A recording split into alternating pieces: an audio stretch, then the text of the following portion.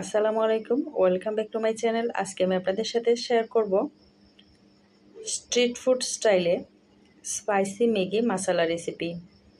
খুবই সিম্পল আর অসম্ভব টেস্টি একটা ম্যাগি রেসিপি। তো চলুন আমি কিভাবে স্পাইসি ম্যাগি মশলা তৈরি করি সেটা শেয়ার করি। প্রথমে ম্যাগি মশলা তৈরি করার জন্য চুলায় একটা প্যান বসিয়ে দিয়ে প্যানের মধ্যে আমি 1 টেবিল চামচ পরিমাণ রান্নার তেল দিয়ে দিয়েছি। তারপরে একটা পেঁয়াজ কুচি দিয়ে দিলাম।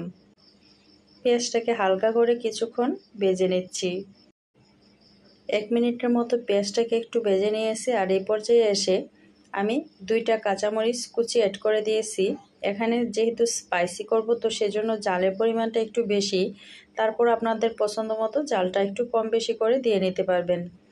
একটা টমেটোর অর্ধেকটা টিউব করে কেটে আমি পেঁয়াজ আর কাঁচামরিচের সাথে একটু ভেজে নিচ্ছি। কিছুক্ষণ ভেজে নেওয়ার পর যখন টমেটো থেকে তার কাঁচা গন্ধটা চলে গেছে, এ পর্যায়ে সামান্য পরিমাণ পানি দিয়ে এখন আমি দিয়ে দিব একে একে সবগুলো মশলা। তো এখন দিয়ে দিচ্ছি স্বাদ মতো লবণ, দিয়ে দিব আমি 1 চা চামচের 3 ভাগের 1 ভাগ হলুদ গুঁড়ো, দিয়ে দিচ্ছি 1/2 চা চামচ পরিমাণ লাল মরিচের গুঁড়া। তা আবারও বলে নিচ্ছি, জালটা আপনারা আপনাদের পছন্দ মতো দিয়ে দিবেন। তারপরে এখন টমেটোর সাথে মশলাটাকে ভালো করে কষিয়ে নিচ্ছি। কষানোর সময় অবশ্যই ঢাকনা দিয়ে কষিয়ে নিলে এটা কষানোটা তাড়াতাড়ি হবে। কষানোটা হয়ে যাওয়ার পরে এখন আমি দিয়ে দিচ্ছি প্রায় 1.5 কাপ পরিমাণ পানি। এখানে আমি 2 প্যাকেট ম্যাগি নুডলস দিব, তো সেজন্য নুডলসটা সিদ্ধ করতে যতটুকু পানির দরকার ততটুকুই দিয়ে নিচ্ছি।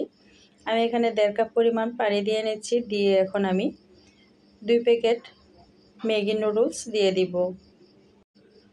নুডলসগুলো দিয়ে দিয়েছি আর এই পর্যায়ে ঢাকনা দিয়ে দিব।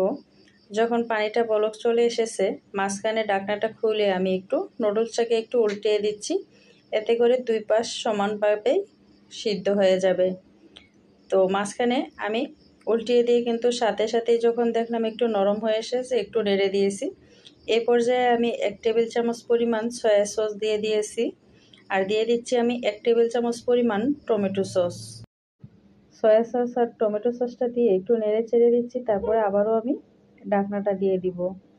তো আমি যেহেতু এখানে সয়া সস দিয়েছি, তো সয়া সসে কিন্তু পর্যাপ্ত পরিমাণ লবণ থাকে। তো আপনারা যখন রেসিপি শুরুতে লবণ দিবেন সেক্ষেত্রে কিন্তু লবণটা একটু হিসেব করে দিতে হবে।